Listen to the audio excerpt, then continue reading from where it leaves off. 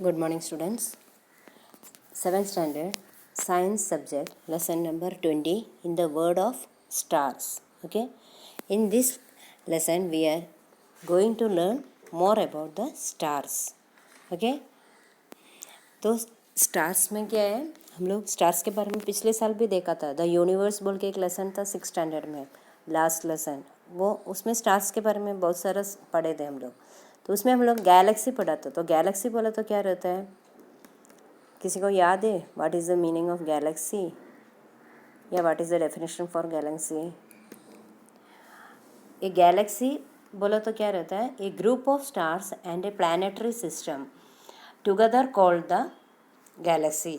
ठीक है, वो एक ग्रुप ऑफ स्टार्स और प्लानिटरी सिस्टम, ये दोनों को मिलके हम लोग क्या बोलते हैं, गैलेक्सी बोलते हैं. ठीक है, तो स्टार्स हम लोग उसका स्टार्स का बॉर्न किधर होता है, किसी को पता है? सोलर सिस्टम के बारे में हम लोग 5th स्टैंडर्ड से ही पढ़ रहे हैं, और फिर क्या बोलते हैं स्टार के बारे में और गैलेक्सी के बारे में लास्ट ईयर पढ़ा था. किसी को पता है स्टार्स किधर बोर्न होता है? Stars are born out of nebulae. Nebulae बोल के उसमें से स्टार्स बोर्न होता है. और नेबुले में क्या रहता है, नेबुले बोला तो क्लाउड्स जो रहता है वो किससे बनाया हुआ रहता है, mainly of hydrogen gas and dust particles. ठीक है, डस्ट पार्टिकल्स और हाइड्रोजन से बना हुआ क्लाउड्स को है नेबुले बोलते हैं हम लोग.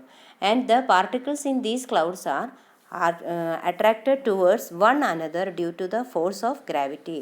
तो ग्रेविटी की वजह से, ग्रेविटेशनल फोर्स की वजह से ये क्लाउड्स में जो भी पार्टिकल्स रहता है वो एक दूसरे से को अट्रैक्ट होता है. तो उसकी वजह से क्या होता है, क्लाउड जो है कॉन्ट्रैक्ट्स होता है और becomes dense and spherical in shape, और स्पेरिकल शेप में आ जाता है वो क्लाउड्स. वही टाइम पे the pressure of the gas off the core of the cloud, cloud के अंदर का जो प्रेशर रहता है वो इंक्रीज होता है, और उसका टेम्परेचर जो है वो भी बहुत फास्ट इंक्रीज होता है, और उसके एनर्जी जो है उसका प्रोडक्शन शुरू हो जाता है. एनर्जी प्रोडक्शन या एनर्जी जनरेशन जो है वो स्टार्ट हो जाता है. Such a spherical cloud of hydrogen is called a star. तो वैसा एक स्पेरिकल क्लाउड जो है हाइड्रोजन का, उसको हम लोग क्या बोलते हैं, स्टार बोलते हैं. ठीक है, आए समझ में? स्टार बोला तो क्या रहता है, स्टार के अंदर मेनली कौन सा गैस रहता है, हाइड्रोजन गैस रहता है, और उसमें क्लाउड्स के अंदर रहता है, और ये सब अट्रैक्ट रहता है. पार्टिकल्स जो भी रहता है गैसियस पार्टिकल्स वो सब अट्रैक्ट होकर स्पेरिकल शेप में आता है और वो स्टार में कन्वर्ट होता है. And later process such as contraction, expansion, rise in temperature, etc. are being being about changes in the nature of the star. और ये चेंज जो भी चेंजेस होता है, कॉन्ट्रैक्शन होता है, कॉन्ट्रैक्शन मतलब कम होना, ज़्यादा होना, और उसका साइज़ कम होता है और बड़ा होता है, और टेम्परेचर में जो इंक्रीज़ होता है, ये सब जो स्टार का नेचर जो रहता है उसमें चेंजेस होते ही रहता है. ठीक है, and the different forms are stars of various stages during the life cycle are identified as different types of stars. तो उसका स्टेजेस जो है, लाइफ साइकिल का स्टेजेस जो रहता है, हाँ अपने इसमें भी रहता है ना, अपने लाइफ में जैसे स्टेजेस रहता है. पहले क्या रहता है, हम लोग चाइल्ड रहता है, फिर चाइल्ड के बाद यूथ हो जाता है, यूथ के बाद अडल्ट हो जाता है, अडल्ट के बाद मिडिल एज होता है, फिर ओल्ड हो जाता है क्या नहीं, एल्डर पर्सन्स हो जाता है. तो हमारा लाइफ में कैसे अलग अलग टाइप का एज के हिसाब से अलग अलग स्टेज होता है, वैसे ही स्टार के इसमें भी अलग अलग स्टेज होता है. और ये जो भी लाइफ साइकिल है उसको डिफरेंट टाइप्स ऑफ स्टार्स बोल के नाम दिया हुआ है, अलग अलग टाइप्स का नाम दिया हुआ है. तो आपको लाइफ साइकिल ऑफ स्टार्स का पिक्चर दिया हुआ है पेज नंबर 131 में. उसमें देख लो, नेबुला जो है उसके बाद क्या रहता है, ऑर्डिनरी स्टार होता है, और उसके बाद और रेड जायंट स्टार में चेंज होता है. बाद में प्लानिटरी नेबुले होता है, और उसके बाद में वो बर्न होने के बाद वाइट ड्वार्फ हो जाता है. ठीक है, दिख रहे हैं ना सबको?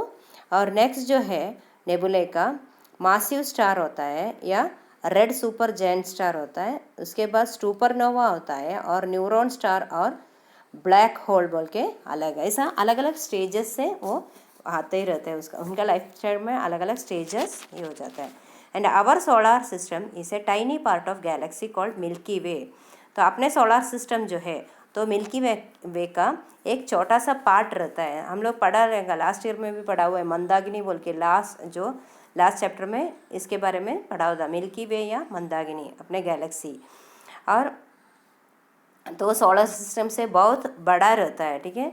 ये जो मिल्की वे है बहुत बड़ा रहता है और उसमें 1 लाख के ऊपर स्टार्स जो रहता है वो रहता है मिल्की वे के अंदर। और it is sometimes many times bigger than our sun. ये जो this Milky Way is so much bigger than our sun and some of them have their own planetary system. Stars in the Milky Way show a great diversity in colour, brightness as well as in size. जो Milky Way में stars जो रहता है उसमें बहुत सारा diversity रहता है, अलग अलग टाइप का अपने को दिखने को मिलेगा। कलर में अलग रहता है, ब्राइटनेस अलग रहता है सब स्टार्स का, और साइज भी अलग अलग रहता है। And some of the stars which appear to close to one another making a particular figure are known as the constellation. तो कॉन्स्टेलेशन बोले तो ऐसा बहुत सारे स्टार्स मिलके अलग अलग शेप्स में अपने को दिखेगा, पर्टिकुलर फिगर में अपने को ये स्टार्स दिखेगा, उसको हम लोग क्या बोलते हैं, कॉन्स्टेलेशन बोलते हैं, ठीक है।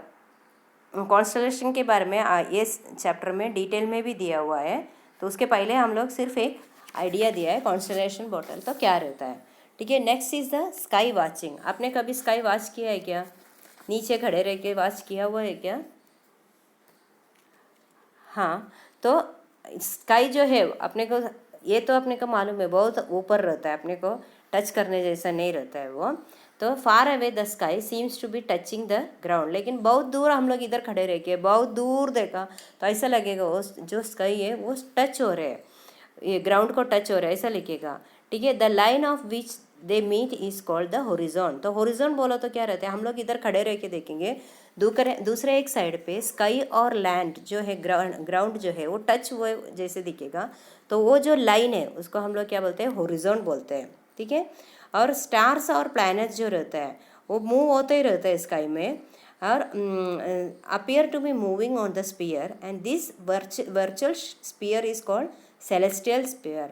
तो स्टार्स और प्लैनेट्स जैसे मूव होते ही रहते हैं, एक स्पीयर में मूव होते ही रहते हैं, उसको बोलते हैं वर्चुअल सेलेस्टियल स्पीयर बोलते हैं। वर्चुअल स्पीयर में रहता है वो वर्चुअल स्पीयर को हम लोग बोलते हैं celestial spear.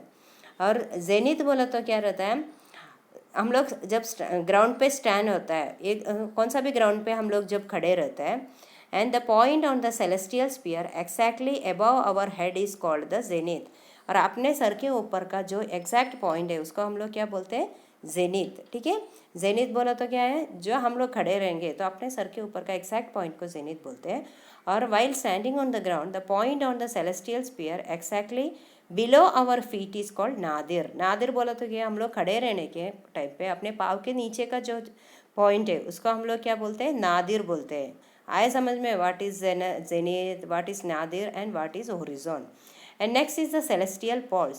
If we extend the axis of rotation of the earth in the north and south directions, जब हम लोग एक्सिस देखेंगे, रोटेशन ऑफ अर्थ का एक्सिस देखेंगे नॉर्थ और साउथ डायरेक्शन में, it will penetrate the celestial sphere at points called the celestial north pole and celestial south pole.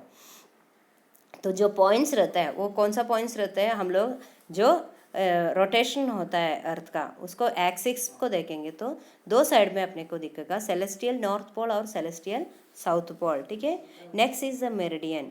In astronomy the great circle which passes through both the celestial poles and the observer's zenith and nadir is called meridian, ठीक है। Meridian बोला तो क्या है, astronomy में जो circle रहता है अपने को जो सर्कल दिखते रहते हैं तो वो सेलेस्टियल पोल को वो पास होके जाता है, तो वो जेनिथ और नादिर को पास होता है, उसको बोलते हैं मेरिडियन, ठीक है।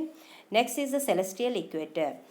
तो हम लोग जो अर्थ का इक्वेटर रहता है उसको हम लोग एक्सपेंड करके देखेंगे तो सब डायरेक्शन में जो सेलेस्टियल स्फीयर रहता है उसके उधर एक सर्कल दिखेगा आप लोगों को, and this circle is known as celestial equator. तो सेलेस्टियल स्फीयर जो देखा हम लोगों ने वैसे ही सेलेस्टियल इक्वेटर रहता है। जब हम लोग अर्थ का इक्वेटर को देखेंगे सब डायरेक्शन में एक राउंड पूरा दिखेगा, उसको क्या बोलते हैं हम लोग, सेलेस्टियल इक्वेटर। ये जो राउंड दिखते हैं वो सर्कल को हम लोग सेलेस्टियल इक्वेटर बोलते हैं। And next is the ecliptic. Ecliptic बोला तो जब अर्थ मूव होता ही रहता है, सन के अराउंड मूव होता ही रहता है, लेकिन हम लोग जब अर्थ में से देखेंगे तो सन जो रहता है वो appears to move along a circle on the celestial sphere। तो हम लोग को ऐसा लगेगा सन जो है मूव होते रहते हैं, लेकिन अर्थ मूव होता है, एक्चुअली अर्थ मूव होता है, लेकिन अपने को अर्थ में से देखा तो ऐसा लगता है सन जो है वो सेलेस्टियल स्पीयर के ऊपर मूव होते रहते हैं। And this circle describing the apparent motion of the sun around the earth is called ecliptic। ठीक है, ये जो सर्कल है जो डिस्क्राइब करते हैं अपने को सन का मूवमेंट जो है वो डिस्क्राइब करते हैं, वो सर्कल को हम लोग क्या बोलते हैं, एक्लिप्टिक। ठीक है, all of you understood the ecliptic. The sun's movement around the earth is called, the circle describing the sun's movement around the earth is called ecliptic। okay, next is the sky and space।